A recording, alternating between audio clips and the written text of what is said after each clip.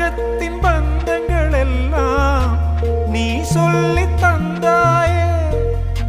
பிறப்புக்கும் இறப்புக்கும் இடையில் வழி நடத்தி சென்றாயே.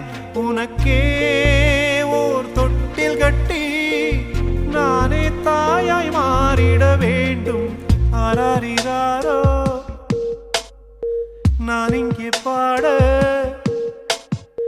தாயே நீ கண்ணுறங்கு, என்னோட மடி சாய்ந்து